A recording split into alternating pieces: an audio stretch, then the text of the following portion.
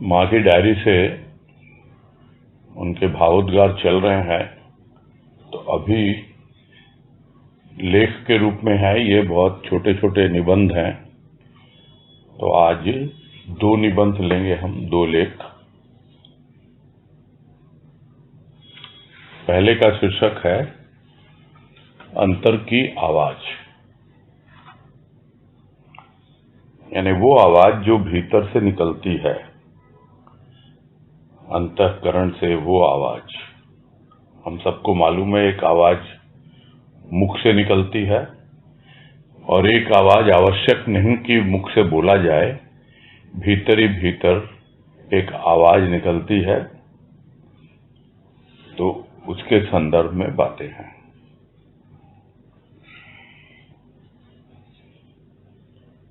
तो शुरू करते हैं।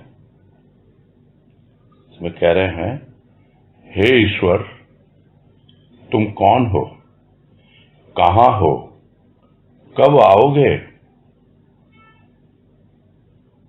बस यही शुरुआत में लिखा है, कौन हो तुम, कहां हो, कब आओगे।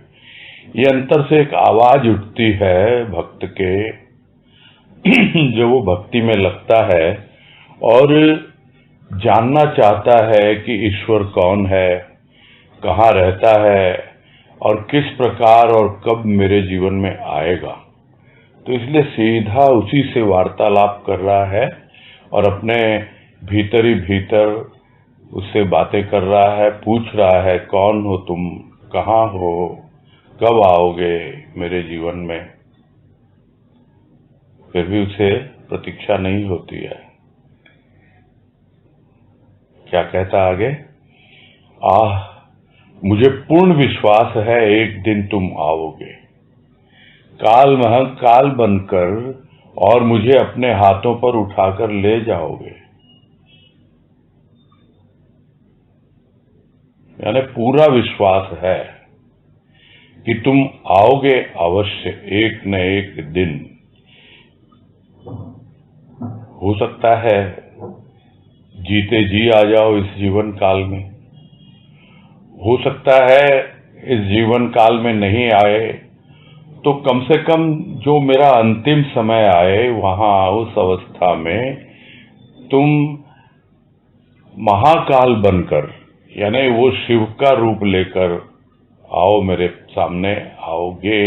इस बात का मुझे पूरा विश्वास है।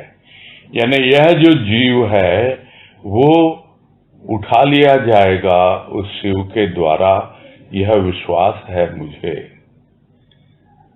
आह भरते हुए भक्त कह रहा है कि मैं जानना तो चाहता हूं तुम कौन हो, कहां हो, कब आओगे, किंतु फिर भी मुझे पूर्ण विश्वास है एक दिन तुम आओगे अवश्य, काल बनकर आओगे, यानी मृत्यु बनकर आओगे, किंतु मुझे अपने हाथों में उठा के ले जाओगे, इतना मुझे विश्वास है।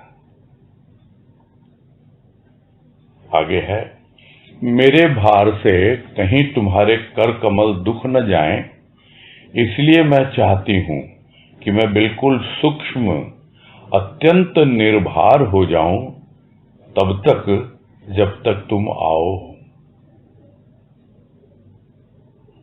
अब ये क्या भावों की अवस्था है और क्या उनकी अभिव्यक्ति है कि भक्त चाह रहा है, अपने प्रभु को कह रहा है कि जब तुम अपने हाथों पर उठाने के लिए मुझे आओगे मेरे अंतिम समय में, तो कहीं तुम्हारे जो इतने कमल की तरह कोमल हाथ हैं, इतने नाजुक हैं, उनमें कहीं दर्द न हो जाए, कहीं वो दुखने न लग जाए कि मैं तो बहुत भारी हूं। क्योंकि अक्सर होता क्या है, लोग यही कहते हैं कि जब प्राणांत हो जाता है तो शरीर भारी हो जाता है, उठाए नहीं उठता है।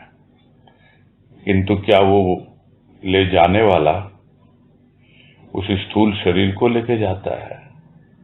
वो तो यहीं पड़ा रह जाता है। ले जाने वाला तो इस सूक्ष्म शरीर को ले जाता है।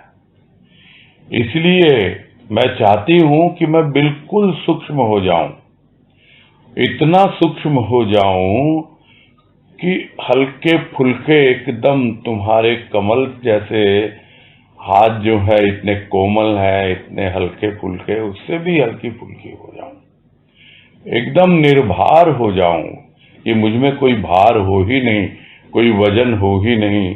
यानी मेरे अंतःकरण पे भी जो थोड़ा बहुत वजन है वो भी हट जाए, जब तुम काल महाकाल बनकर अपने हाथों पर अपने कर कमलों से मुझे उठाने के लिए आओ और मैं उसी प्रकार का जीवन जीने का प्रयास कर रही हूं। हे प्रभु, उच्चारण सहित मैं तुम्हें बुला रही हूं, कहीं यह प्रदर्शन तो नहीं, पागलपन का प्रलाप तो नहीं?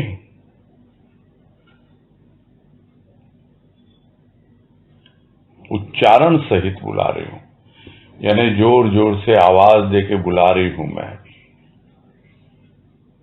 पहले उठती है अंतर की आवाज, फिर एक विश्वास रहता है कि हाँ वो आएगा, और अपने आप को पूरी तरह सूक्ष्म एकदम निर्भर बनाने का जीवन में प्रयास चलता रहता है। फिर भी वो पुकारता है कि कौन हो तुम ईश्वर, मैं तुम्हें जानना चाहता हूं, पहचानना चाहता हूं, कहाँ रहते हो तुम। और जोर जोर से उसे आवाज लगाता है, उच्चारण करके बुलाता है उसको। तो क्या ये दिखावा कहलाएगा? कहीं ये प्रदर्शन तो नहीं है?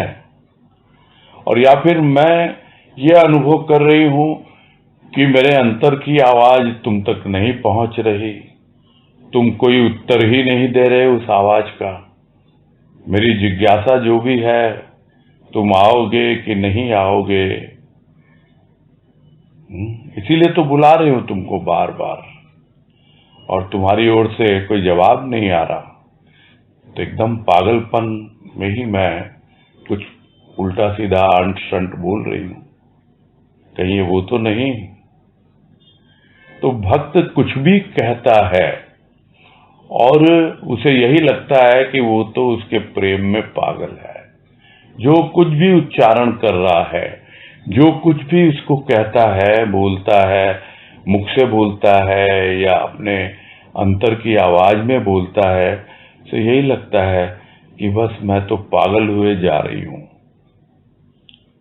और उसमें ही मैं पता नहीं क्या क्या बोल रही हूं तुमको, क्या क्या कह रही हूं, और कभी कभी तो जोर जोर से आवाज भी लगाने लगती हूं।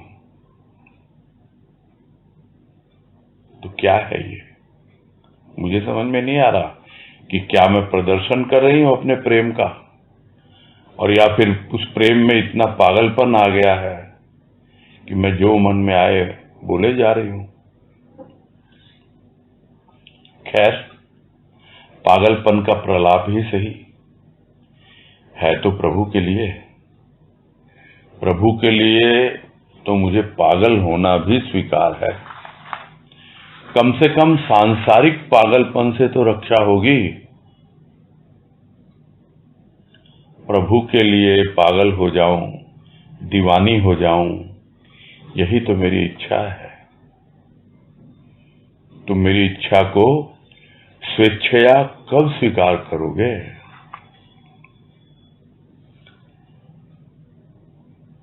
तो पागलपन का प्रलाप ही सही, कि पागलपन में जो मन में आ रहा है कुछ न कुछ बोले जा रही हूं मैं, किंतु है तो तुम्हारे लिए ना, है तो प्रभु के लिए।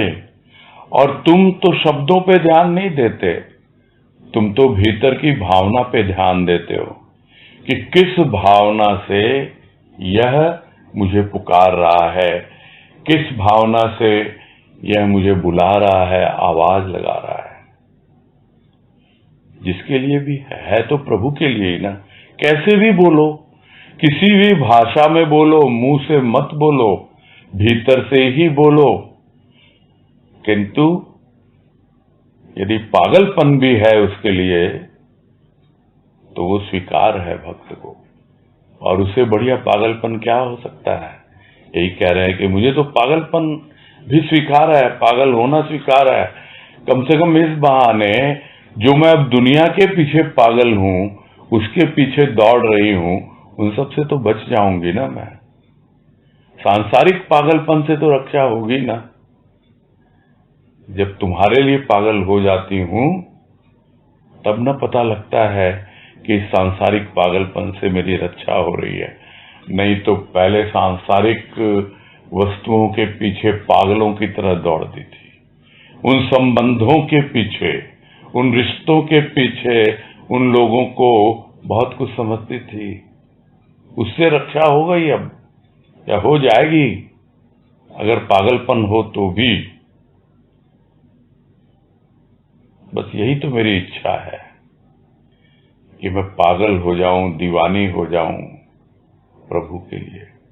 और प्रभु मैं तुमसे यही चाहती हूं कि मैं पागल हो जाऊं तुम्हारे लिए। तो तुम मेरी इच्छा को कब अपनी इच्छा बनाओगे, और अपनी इच्छा बना करके पूरी तरह मुझे स्वीकार कर लोगे? कब बिल्कुल सहजता से, सरलता से, कब तुम स्वेच्छा से मेरी इच्छा को स्वीकार करोगे? स्वेच्छा क्या है? अपनी इच्छा, यानी मेरी इच्छा तो पागल होने की है। किंतु जब तक तुम्हारी इच्छा नहीं होगी कि मैं पागल हो जाऊं तुम्हारे प्रेम में, तब तक क्या मैं पागल हो पाऊंगी? मैं तो इस सांसारिक पागलपन से छुटकारा चाहती हूं। तुम्हारे प्रेम में पागल होना वो तभी संभव है जब तुम मेरी इस इच्छा को अपनी इच्छा बना लो और सहजता से उसे स्वीकार कर लो। फिर कह रहे हैं, हे पिता, मैं तेरा बालक संसार रूपी बर्रों के मध्य बैठा हूं। क्या तुम्हें नहीं मालूम? इन बर्रों को अपने हाथों से उड़ा और मुझे अपनी क्रोड़ में उठाकर ले चल। हे पिता, है तो पिता वो, और मैं तेरा बालक हूं, बिल्कुल हूं। किंतु क्या तुम्हें दिखलाई नहीं दे रहा? ये दुनिया वाले किस तरह बर्रों की तरह भिन भिना रहे हैं, मंडरा रहे हैं, डंक मार रहे हैं। बर्रा एक प्रकार का कीड़ा होता है जिसको हम लोग साधारण भाषा में ततैया बोलते हैं। वो चारों ओर संसार वाले इस तरह मंडरा रहे हैं, न जाने कितना डंक मार रहे हैं, और उनके बीच में मैं बैठा हुआ हूं। तो क्या तुम्हें दिखाई नहीं देता? तुम्हें मालूम नहीं है ये? मैं इसीलिए तो तुम्हें पुकार रही हूं कि तुम आओ और अपने हाथों से इन बर्रों को उड़ा दो, हटा दो, मेरे से दूर कर दो, और उसके बाद अपनी गोद में मुझे उठाकर ले चल। अब कहां ले चल? जहां तेरी मर्जी ले चल। कम से कम इन संसारिक बर्रों से तो बच जाऊंगी मैं, इस संसारिक पागलपन से तो बच जाऊंगी जब तुम्हारे लिए पागल होंगी। और ये डंक मारे जा रहे हैं कीड़े, इनसे बच जाऊंगी जब तुम मुझे अपनी गोद में उठाकर ले जाओगे। यही तो मैं तुमसे बारंबार प्रार्थना कर रही हूं। बर्रों से भयभीत होकर जब तक मैं रोऊं नहीं, तब तक क्या तुम नहीं आओगे? मुझ बालक को यदि पहचान नहीं कि बर्र हानिकारक है और इनसे बचने की मेरी कोई चेष्टा नहीं, तो क्या तुम्हें तो मालूम है ना कि इनके द्वारा काटे जाने पर तुम्हारे बालक को कितनी पीड़ा होगी। मेरे रोने की प्रतीक्षा की तो तुम कैसे पिता, कैसी मां।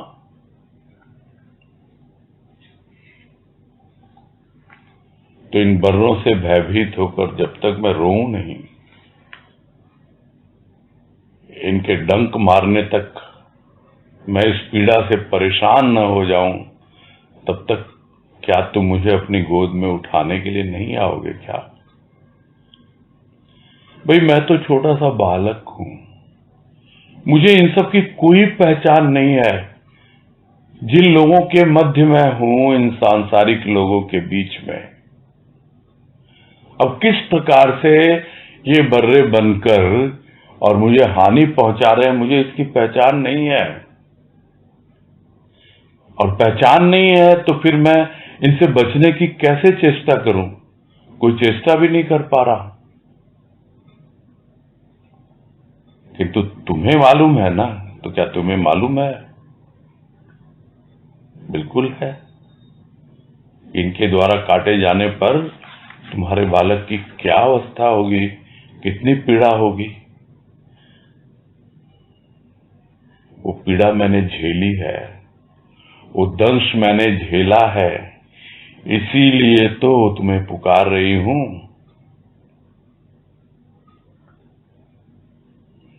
ठीक से पहचान नहीं पा रही, किंतु कौन सा कितना हानिकारक है कीड़ा, और मैं चेष्टा भी नहीं कर पा रही इसलिए क्योंकि पहचान नहीं पा रही। किंतु तुम्हें तो मालूम है, और तुम बड़े आराम से इनसे मुझे बचा सकते हो। तुम इनसे मुझे, तुम्हें सोचना चाहिए ना कि जब ये काटते हैं तो कितना कष्ट होता है तुम्हारे बालक को, कितनी पीड़ा होती है। तो क्या तुम यह प्रतीक्षा कर रहे हो कि ये मुझे काटें और मैं रोऊं और चिल्लाऊं, तब तुम आओगे? अरे मेरे रोने की प्रतीक्षा अगर की तुमने, तो तुम कैसे पिता हो भाई, कैसी माता हो तुम? तुमको तो सब दिखलाई दे रहा है कि किस प्रकार मैं इनसे घिरा हुआ हूं। तुम तो आओ और अपनी गोद में मुझे उठाओ।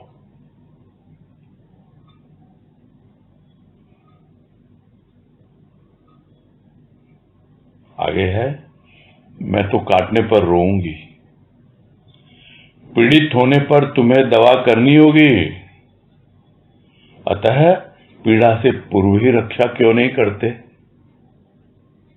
क्यों नहीं करते? क्योंकि मालूम है जैसे काटेंगे मैं सहन नहीं कर पाऊंगी इसको। और जब काट लेंगे मैं पीड़ित हो जाऊंगी। वहां पर जिस तरह स्थूल में कोई काट लेता है कीड़ा, डंक मार लेता है, कितना फूल जाता है, कितना कष्ट होता है वहां, तो उसकी दवा कौन करेगा? वो पिता ही तो करेगा उसकी दवा, या माता करेगी। तुम ही तो हो पिता, तुम ही तो हो माता।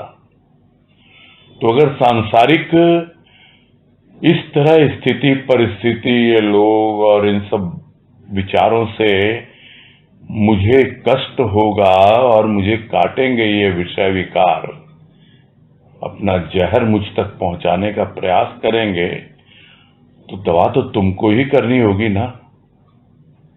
तो क्यों नहीं उससे पहले तुम मुझे बचा लेते उससे, कि भाई ये काटें और उसके बाद मैं रोऊं और तब तुम दवा करो। क्यों नहीं बचाते? मैं तो सुनती आई हूं कि सुरक्षा में ही सुरक्षा है, बचाव में ही बचाव है। और अंग्रेजी में बोलते हैं prevention is better than cure. तो तुम प्रिवेंशन क्यों नहीं करते इसका, बचाते क्यों नहीं? बचा लो, मुझे काटने से पहले ही बचा लो, और नहीं तो बहुत परेशानी होगी मुझे। करो मेरी रक्षा इन समस्त सांसारिक विषय विकारों से, इन रिश्ते नातों से जिसमें उलझी हुई हूं मैं, और भी तरह तरह से न जाने किन किन रूपों में मुझे परेशान करते रहते हैं ये। मैं तो काटने पर रोऊंगी, पीड़ित होने पर तुम्हें दवा करनी होगी, अतः पीड़ा से पूर्व रक्षा क्यों नहीं करते? क्या तुम्हें पुकार में आंतरिकता चाहिए? क्या मेरी पुकार में आंतरिकता नहीं? मुझे तो मालूम ही नहीं है आंतरिकता और प्रदर्शन में अंतर क्या है। तो तुम क्या कह रहे हो? अच्छा, अरे पुकार रहे हो, खाली दिखावा कर रहे हो, तुम तो प्रदर्शन कर रहे हो कि मैं तुम्हें पुकार रही हूं, मैं तुम्हें पुकार रही हूं।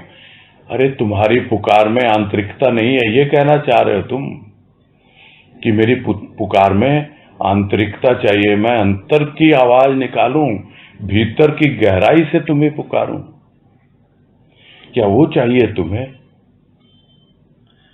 तो क्या मेरी पुकार में आंतरिकता नहीं है? क्या तुम्हें नहीं लगता कि मैं तुम्हें अंदर से कितना चाहती हूं? आंतरिक पुकार है उस अंतरंग के लिए जो मेरा इतना प्रिय है, इतना इंटीमेट है, अंतरंग है, उसके लिए आंतरिक पुकार है। और तुम कह रहे हो कि पुकार में आंतरिकता नहीं, तो मुझे तो मालूम ही नहीं है कि दोनों में क्या डिफरेंस होता है। क्या तो भीतर से आवाज निकलती है और क्या मुंह से आवाज निकलती है। तुम मुंह की आवाज से अगर कुछ बोलती हूं तो तुम उसे प्रदर्शन कह रहे हो, और यही कह रहे हो कि तुम्हारी जो पुकार है उसमें जरा भी आंतरिकता नहीं है। मुझे नहीं मालूम कि क्या डिफरेंस होता है दोनों में। मैं तो भीतर से भी पुकार रही हूं और बाहर से भी पुकार रही हूं, जैसा मुझे समझ में आ रहा है। मैं तो बस पुकारे जा रही हूं तुमको। तो तुम्हें क्या करना है? वो अंतिम पैराग्राफ इसका है, उसमें कह रहे हैं, आओ तुम मेरे अंतर की आवाज को जगा दो, मेरे प्राणों की वीणा को बजा दो, मिलन से पूर्व की शहनाई का स्वर गुंजित कर दो, जीवन की लौ एक बार तीव्रता से जलाकर मिटा दे अपने चरणों में, स्वीकार कर ले। तो आओ तुम। मुझे पता नहीं क्या आंतरिकता होती है, क्या अंतर की आवाज होती है, तो जगा दो तुम, और अंतर की गहराई से बिल्कुल मेरे प्राणों से वो निकले, वो ध्वनि। कि कौन सी वो ध्वनि है प्राणों की? वो प्राणों की वीणा है। वो प्राणों की वीणा जो साज बनकर बज रही है, उसे बजाओ तुम, अपने हाथों से बजाओ, तब मेरे अंतर की आवाज जागेगी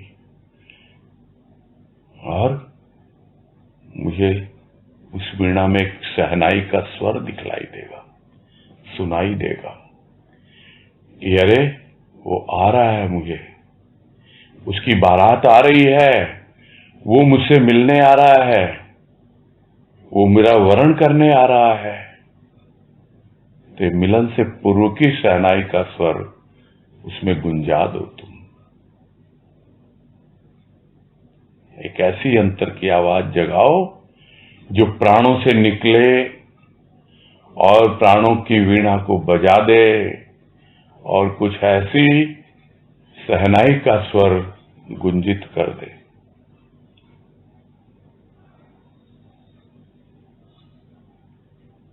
जीवन बीता जा रहा है, श्वास आ रही है, जा रही है। जब तक आ रही है, जा रही है, तब तक इस ज्योति को वायु मिल रही है, और जब ज्योति को वायु मिलती है तभी वो जलती है। यदि उसे वायु न मिले तो वो ज्योति बुझ जाती है, वो लौ बुझ जाती है। तो ये जीवन की लौ है, जो जब तक श्वास आ रही है, जा रही है, जल रही है। तो एक बार पूरी तीव्रता से इसको जला दे तू। जिस तरह होता है बुझने के पूर्व दीपक बड़े जोर से जलता है, और इतनी तीव्रता से जलता है कि पूरी तरह उसकी बाती और उसका तेल दोनों चुक जाते हैं, यानी पूरे हो जाते हैं। श्वासों की बाती और स्नेह का तेल, यही तो जीवन है भक्त का।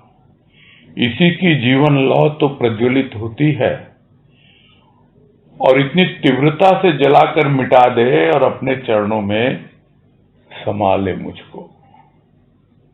हमेशा हमेशा के लिए तुझ में समा जाऊं।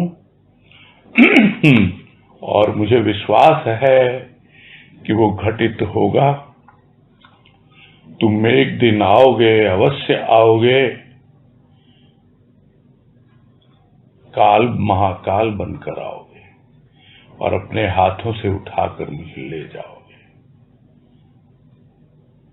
किंतु उसके पहले जो भी तुम्हारे प्रेम में चल रही हूं, ये जीवन की लौ प्रज्वलित है, और ये भावों की वायु जो श्वासों से आ रही है, जा रही है, उसे ज्वाजल्यमान किए हुए है। बुझने के पूर्व एक बार जोर से जला दो, ताकि मेरी सारी कसक मिट जाए, कुछ भी बाकी न रह जाए भीतर में, न किसी प्रकार की इच्छा, न किसी प्रकार की कामना।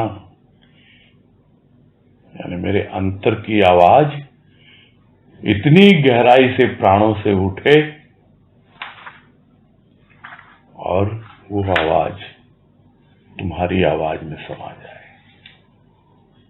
पूरे शून्य में विलीन हो जाए, प्राण महाप्राण में समा जाए। यही चाह है भक्त की।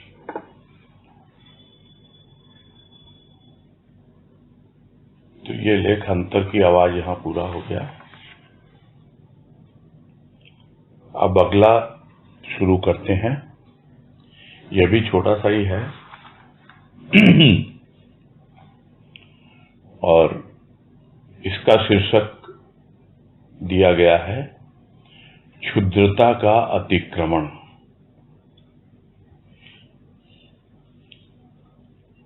पता नहीं कहां कहां से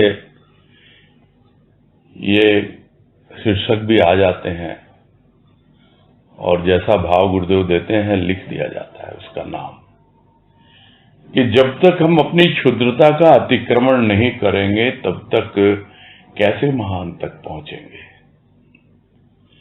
जब तक हम अपने कंफर्ट जोन से बाहर नहीं निकलेंगे तब तक तो हम तालाब बनकर ही रहेंगे, नदी में भी नहीं मिल पाएंगे, और महासागर तक पहुंचना।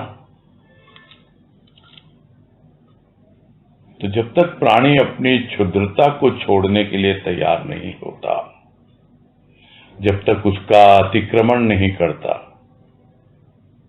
तब तक वो समझ ही नहीं पाता कि वास्तव में जीवन क्या है, और किस प्रकार जब अंतिम समय आएगा, जो भी पिछले लेख में, कि वो आएगा अपने हाथों से उठाकर मुझे ले जाएगा। मैं भी एक छोटे से जीव के रूप में न होकर उस शिव के हाथों उठा लिया जाऊंगा और शिव मैं ही हो जाऊंगा। यह तभी है जब अपने आप को क्षुद्र मानता है, जीव मानता है। और सद्गुरु की कृपा से जब उसका अतिक्रमण करता है, शिव भाव तक पहुंचता है। यह भी लेख हमने किया है, जीव और शिव। अब यहां पे क्या कह रहे हैं वो हमें समझना है। शुरू करते हैं। मैं क्षुद्र थी जब तक अपने संकीर्ण विचारों की सीमा में आबद्ध थी। कुछ अपने, सब पर आए। अपनी खींची हुई सीमा स्वयं ही बेचैन उड़ने के लिए, स्वतंत्र होने के लिए थी। फिर पास्ट टेंस आ गया यहां कि पहले मैं थी, क्षुद्र थी। कब तक थी? जब तक मैं अपने उन संकीर्ण विचार, एकदम छोटे छोटे विचारों में ही बंधी हुई रहती थी। तो वो छोटे छोटे विचार क्या, जो थोड़े बहुत मेरे अपने थे, जिनको मैं अपना समझती थी, बस उन्हीं की सीमाओं में मेरे विचार बंधे हुए थे। उन्हीं के बारे में सोचना, उन्हीं का ख्याल रखना, उनकी सेवा करना और उनसे सेवा लेना, उन्हीं के इर्द गिर्द घूमती रहती थी मैं। उन्हीं विचारों में, उन्हीं विचारों की सीमा में बंधी रहती थी। बस वो कुछ ही थे अपने, और बाकी सब जितने भी लोग थे किसी को अपना नहीं समझा, सब पराये थे।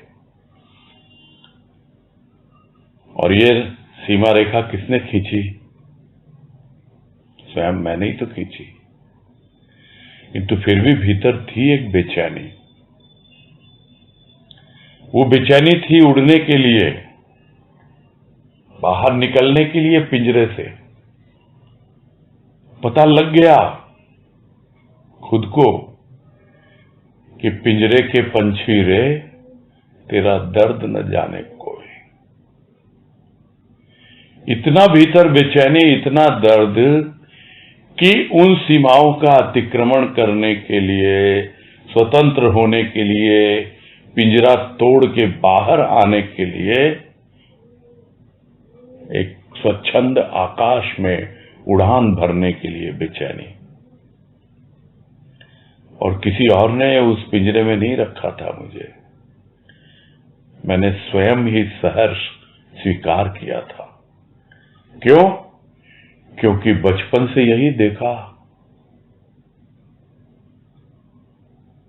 कि अपनी सीमाओं में रहो, इस पिंजरे में रहो,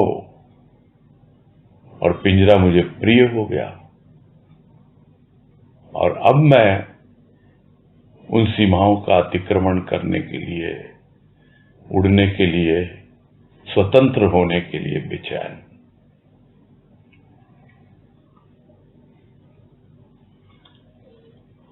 तंत्री झंकृत हुई भावों की। जब सम्मुख आया संत, दिखाया स्वयं का तंत्र, स्वयं के तंत्र पर झंकृत राग में आत्मविस्मृत हो डूब गई अंतरलोक में, अंतरलोक के आनंद में। स्वयं का राग सुनते सुनते जब आंख खुली तो सीमा टूट चुकी थी, विचार मुक्त हो चुके थे। असीम सृष्टि में मैं स्वयं को पा रही थी, अपने ही देव का दर्शन कर रही थी। यानी इस एक पैराग्राफ में ही सीमाओं का अतिक्रमण है, क्षुद्रता से व्यापकता की ओर है, ससीम से असीम की ओर यात्रा है।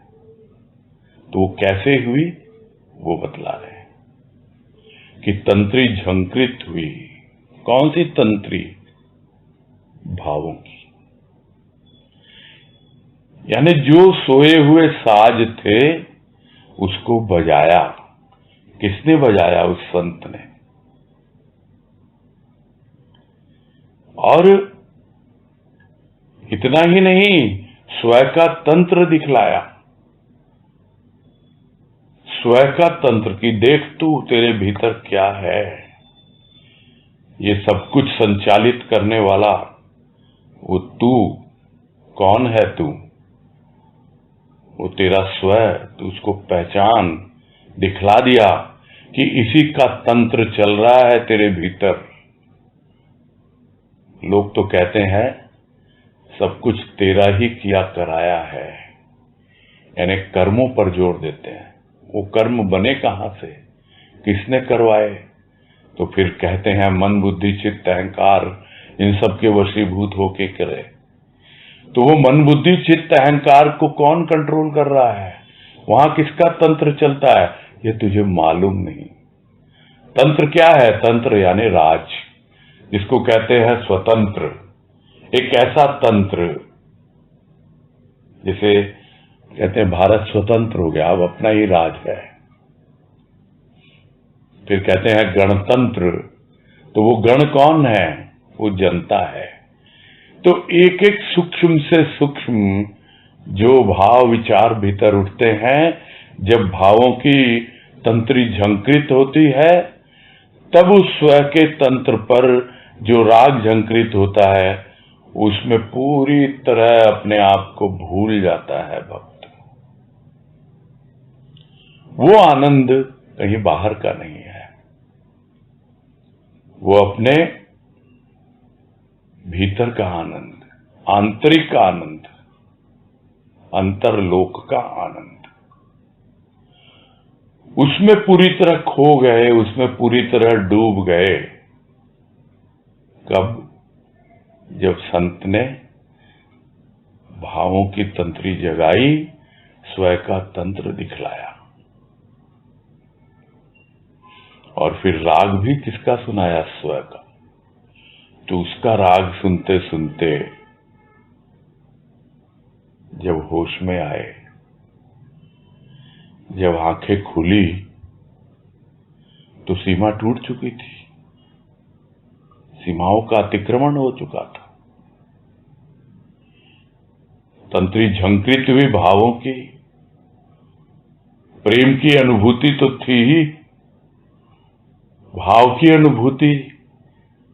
ये बोलते बोलते भजनों की लाइन याद आ जाती है कि प्रेम ने तेरे रंग दिखाए, भाव में अपना रूप लखाए। आंखें खुली तो बदली दुनिया, रह गए केवल यादों के साए। तो प्रेम ने तेरे रंग दिखाए, बहुत रंग दिखाए, किंतु जब भाव में तुमने अपना रूप दिखलाया, अपना रूप यानी स्व का रूप, तब उसके बाद जब अंतरलोक में पूरी तरह अपने आप को भूल कर उसके आनंद में जो स्व का राग सुनते सुनते न जाने कब बेसुध हो गए, और जब सुध आई, जब आंख खुली, तो क्या आंखें खुली तो बदली दुनिया, रह गए केवल यादों के साए। क्या हुआ था, क्या नहीं हुआ था, कुछ पता नहीं, उसकी छाया बस मात्र है कि जितनी देर उस अंतरलोक में आत्मविस्मृत होकर के डूब गई उस आनंद में, कुछ मालूम नहीं क्या हुआ। बस आंख खुली तब लगा बदली दुनिया। अब तो सारी सीमाएं टूट चुकी थी, सब विचारों से मुक्त हो चुकी थी, और पूरी सृष्टि असीम नजर आ रही थी। और इस असीम सृष्टि में किसको देख रही थी, किसको पा रही थी? अपने आप को, अपने आत्मदेव का ही मैं दर्शन कर रही थी। और वो कोई और नहीं था, वो संत ही था, जिसने बतलाया कि देख, तेरा स्व और मेरा स्व एक ही है। तेरा आत्मदेव मैं ही हूं, तो वहां पर स्वयं को पा रही थी और अपने ही देव का दर्शन कर रही थी।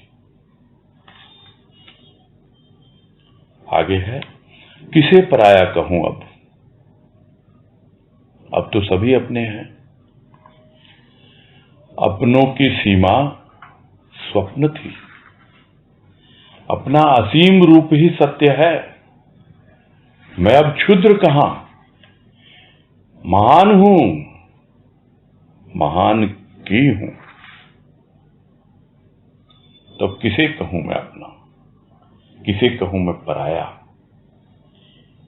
ये तो कुछ थे जो अपने लगते थे और बाकी सब पराये लगते थे, और अपनी ही खींची हुई एक काल्पनिक सीमा रेखा थी, वो कल्पना में थी, विचारों की थी वो। अब तो सब अपने हैं। अब लगता है वो तो स्वप्न था एक। वो स्वप्न कब टूटा? वो स्वप्न टूटा जब स्वयं की अनुभूति हुई, जब अपनापन, स्वयं का पन आया, तब वो स्वप्न टूटा और पता लगा कि अपना असीम रूप ही सत्य है, वही असीम है। हम यदि स्थूल में रहें वो तो बहुत सीमित है, क्षुद्र में सूक्ष्म में रहें तो वो कम स्थूल है, किंतु वो भी क्षुद्रता ही है। ससीम है वो भी, किंतु असीम रूप तो एक ही है, और वो है सत्य का। तो अपना रूप, वो असीम रूप, वही सत्य है, बाकी सब मिथ्या। पूरी तरह मिथ्या नहीं, लेकिन उसमें क्षुद्रता का समावेश। लेकिन अब मैं क्षुद्र नहीं, कहां मैं क्षुद्र, अब तो मैं महान की हो गई और महान ही हो गई। महान हूं यह ज्ञान है, महान की हूं यह भक्ति है। यानी अब भक्ति और ज्ञान दोनों अच्छे से जीवन में उतर गए, यह अनुभव बन गया, समझ में आ गया। फिर है, सीमित दृष्टि सृष्टि में सुख की, सृष्टि में दुख की, अभाव की सृष्टि कर रही थी। असीम द्वारा प्रदत्त असीम दृष्टि संपूर्ण सृष्टि में अनंत आनंद की वृष्टि कर रही है। मुझे अब दुख कहां, अभाव कैसा, मेरा अंत क्यों? तो जब तक सीमित दृष्टि थी तो पूरी सृष्टि में, पूरे संसार में दुख ही दुख दिख रहा था, अभाव ही अभाव की रचना हो रही थी। कौन कर रहा था? वो सीमित दृष्टि कर रही थी। वो क्षुद्रता थी मेरी दृष्टि में, बहुत ही सीमित थी मेरी दृष्टि, इसलिए अभाव था, इसीलिए दुख था। अब जब असीम के द्वारा असीम दृष्टि मिल गई मुझे, तब क्या बाकी रह गया? अब तो संपूर्ण सृष्टि में वो असीम ही दिखलाई पड़ता है, वही असीम, वही अनंत, उसी का आनंद, और उसी के आनंद की वृष्टि हो रही है, उसी का आनंद घन का आनंद बरस रहा है संपूर्ण सृष्टि में। जो असीम है, अनंत है, और किसने दी वो दृष्टि? उस असीम ने, उस आनंद घन ने वो दृष्टि दी। तो अब कहां मेरे जीवन में अभाव? प्रश्न ही नहीं उठता। अब तो भाव में ही जी रहे हैं। अब कहां है दुख? कहीं दुख नहीं है, आनंद ही आनंद है। तो मैं अपने आप को क्यों मानूं कि मेरा अंत हो रहा है या अंत होगा? नहीं, मेरा अंत नहीं है। और उसी को समझा रहे हैं आगे कि अनंत सृष्टि मेरी, अनंत सृष्टि में व्यापक मैं, मेरा अंत कैसे है? मेरा अंत हो नहीं सकता। न तो मैं कभी जन्मा और न कभी मैं मरूंगा। मैं अज हूं, अज याने जिसका कभी जन्म नहीं हुआ, और जिसका कभी जन्म नहीं हुआ वो मरेगा कैसे? जिसका जन्म होता है वही मरता है, वही मृत्यु को प्राप्त होता है। शरीर का जन्म होता है, शरीर मरता है, किंतु आत्मा का जन्म नहीं होता है। आत्मा तो अजन्मा है, वो अनंत है, और ये पूरी सृष्टि अनंत है। तो इस अनंत सृष्टि में मेरी है अनंत सृष्टि, और मैं ही सर्वव्यापी। अब मेरा अंत कैसे होगा? और संत ने यही अनंत आनंद का स्रोत खोला है, संत ने ही खोला है। श्रोताओं का अनंत वाणी के लिए, अनंत वाणी के कि जिसके कारण श्रोत्रिय भक्त आनंद मग्न है। तो संत ने यही आनंद का स्रोत खोला है। मेरे भीतर जो अनंत आनंद छिपा हुआ था, उसके ऊपर जो बाधाएं थी, जो ढक्कन लगा हुआ था, वो झरना बह नहीं पा रहा था, उस ढक्कन को हटा दिया, वो स्रोत खुल गया, बहने लग गया। और अब किसके लिए खोला है? श्रोताओं का अनंत वाणी के, यानी वो जो अनंत की वाणी है, उस अनंत की वाणी को तुम समस्त सुनने वालों तक पहुंचाओ, और उसी के कारण जो सुनने वाले भक्त हैं वो आनंद मगन होते हैं और आनंद मगन होंगे। श्रोत्रिय के दो मतलब होते हैं, एक है सुनने वाला, श्रोता जो सुन रहा है। श्रोत्रिय वो सुनने वाला जिसे समझ है। ज्यादातर जो वेदों को, उपनिषद को, इन सब को सुनते रहे, वेद है क्या? श्रुति कहलाती है। वो श्रुति जो होती है सुन सुन के लिखी हुई है, और जब मुंह से कोई पढ़ता है उसको, और उसको जो सुनता है, यानी कि वो नॉलेजेबल है, थोड़ा नॉलेज रखते हैं, थोड़े डिसेंट है, सभ्य है, ज्ञान प्राप्त करना चाहते हैं, ऐसे श्रोता। तो ऐसे श्रोता जो है भक्त, वो आनंद मग्न होते हैं। आगे है, सीमित दृष्टिकोण वालों की ध्वनि श्रवण करने की शक्ति लुप्त हो गई। जिस समय सीमा टूटी अपनी, अब तो लापरवाह होकर, बेसुध होकर वाह वाह कर रहे हैं उसकी, जिसने अपना व्यापक रूप दिखाया, स्वयं को सर्वत्र व्यापक दिखाया। पीछे मुड़ना अब भक्त के वश की बात नहीं।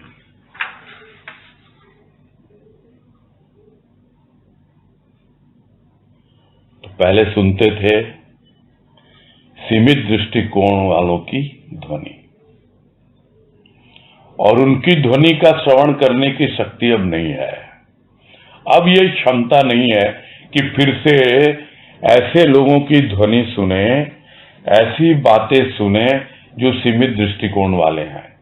अब तो असीमित दृष्टिकोण वालों की ऐसी दृष्टि, भाव की दृष्टि से, उसके दृष्टिकोण से जो बोलते हैं, उसी को सुनने का मन करता है। वो शक्ति तो अब लुप्त हो गई उन सीमित दृष्टिकोण वालों की। कब लुप्त हो गई? जब अपनी सीमाओं का अतिक्रमण किया। जब अपनी सीमा टूट गई तो अपने आप ही पहचान हो गई कि कौन सीमित दृष्टि से बोल रहा है और कौन असीमित दृष्टि से बोल रहा है। तो अब तो क्या है? लापरवाह होकर, बेसुध होकर वाह वाह कर रहे हैं उसकी, जिसने अपना व्यापक रूप दिखाया है। तो अब तो सुनने वाले उसी की वाह वाह कर रहे हैं, सबको व्यापक रूप दिखाने वाला, वो असीम और अनंत रूप दिखलाने वाला, वो तो वो एक ही है। सब उसी की वाह वाह कर रहे हैं और स्वयं को सर्वत्र व्यापक रूप दिखाया। वो स्वयं है तो भीतर, किंतु सबका स्वयं वही है, वही सर्वव्यापी है, वही सब जगह व्याप्त है। वो दिखला दिया तो क्या क्या भक्त के लिए पीछे मुड़ना संभव है?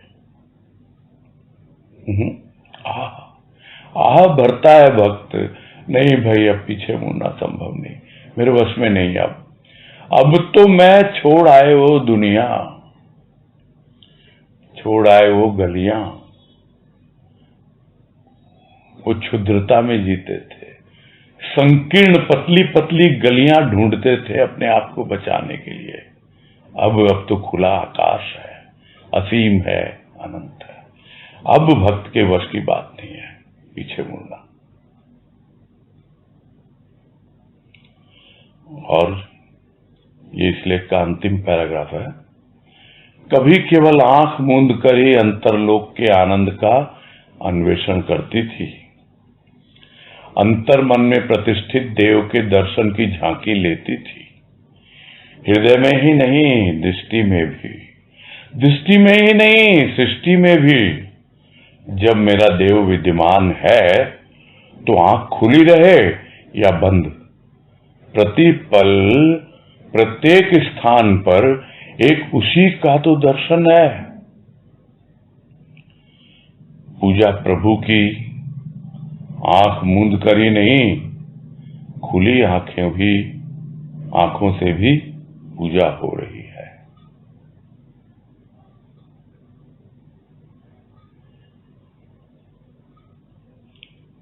और ये क्या परिवर्तन होता है ये बतला रहे हैं कि कभी तो बस आंख मूंद कर ही ऐसा लगता भीतर देख पाएंगे, हम अपने अंतरलोक के आनंद को अनुभव कर पाएंगे।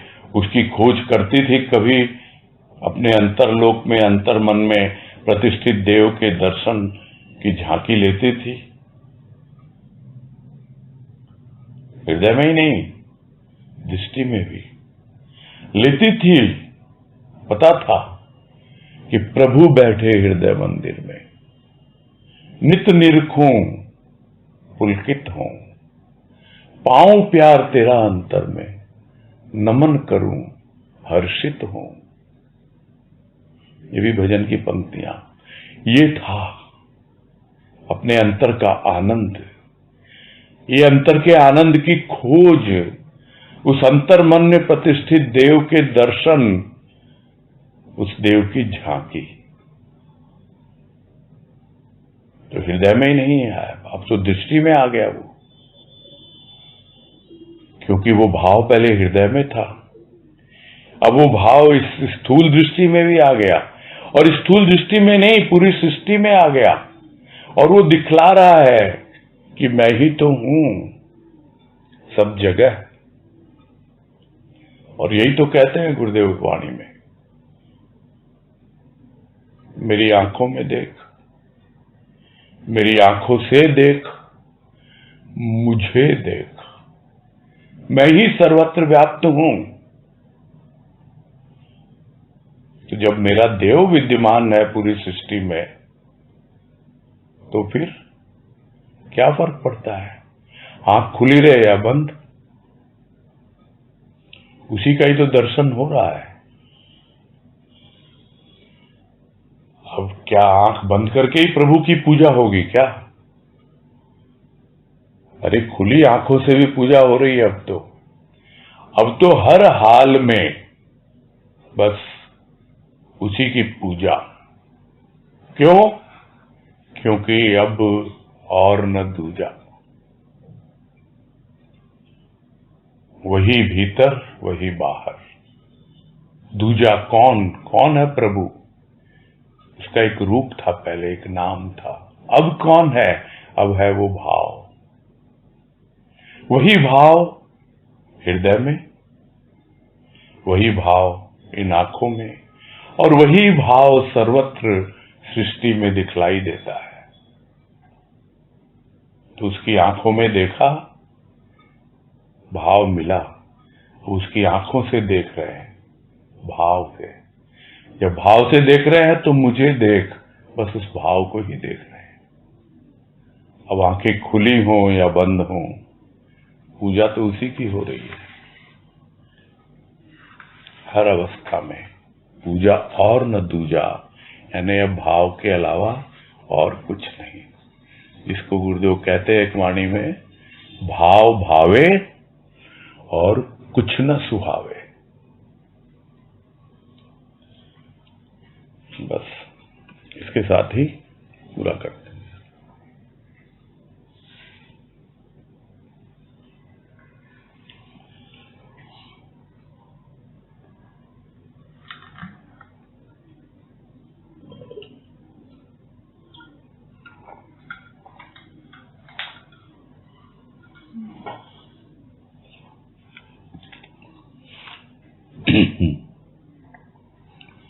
नीतू गुप्ता, बोलिए। हरिओम भैया। हाँ हरिओम, बोलिए। माँ के इतने गहरे भाव कहें, प्रेम कहें या समर्पण कहें या उनके विचार जो भी, उनका राज क्या है? मतलब माँ के मतलब इतने गहरे भाव, इतना समर्पण, इतना प्रेम कहाँ से आते थे माँ? मतलब इतना गहरा समर्पण है उनका, क्या राज है इनका? मतलब राज तो उनका नाम ही है ना, यही राज है। खैर, ये तो मतलब हम लोग बहुत गहराई है, बहुत। वो पूर्ण समर्पण की बातें हैं और कुछ नहीं है। मतलब अनकंडीशनल, अंदर से झकझोर देता है। मतलब हाँ बिल्कुल बिल्कुल। लिखने की भी बहुत हिम्मत चाहिए, मैं तो ये कहूँगा, है ना। ऐसा नहीं है कि गुरुदेव की कृपा से इस तरह के अनुभव औरों को नहीं हुए होंगे, हुए हैं, किंतु उनको व्यक्त करना और इस तरह से अपना, जिसे कहते हैं कि अपना पूरा दिल खोल करके सामने रख देना कागज पर कलम के द्वारा, अपने आप को, मतलब अपन अंदर कुछ होते हैं, बाहर लेकिन व्यक्त करना बहुत मुश्किल होता है। वही बात है, मैं वही तो कह रहा हूँ, यही बात है, यही विशेषता है। और हम तो बहुत सौभाग्यशाली हैं, अपने आप को बहुत सौभाग्यशाली मानते हैं कि ये सब चीजें अभी हमारे सामने आ रही हैं। ये तो डायरी में बंद थी। बहुत बड़ी कृपा हुई है गुरुदेव की, माँ की, कि हम इस तरह के भावों में अवगाहन कर रहे हैं, उसका आनंद उठा रहे हैं, है ना। ये भी एक प्रकार का आनंद है, कितना अच्छा लगता है, बहुत आनंद आता है ना। बस वही पात्रता दे, जिस पात्र से उन्होंने लिखा है, हम भी उसको सुनने की भी एक पात्रता चाहिए। वो पात्रता भी है, मुझे इतनी गहरी पात्रता तो दे कि हम उसको सुन पाए। माँ बहुत गहरे भाव से लिखते हैं, वही उनके प्रति बहुत कस अंदर से भावना उठी है कि वो गहरी पात्रता भी चाहिए, वो इतने गहरे शब्दों को हम बार बार जीवन में सुनने के बाद। वो तो है। हरिओम भैया। हाँ हरिओम हरिओम हरिओम। ठीक है, फिर पूरा करते हैं। हरिओम भैया जी। हाँ हरिओम, सबको हरिओम। हरिओम, सबको हरिओम। हाँ हरिओम, हरिओम हरिओम।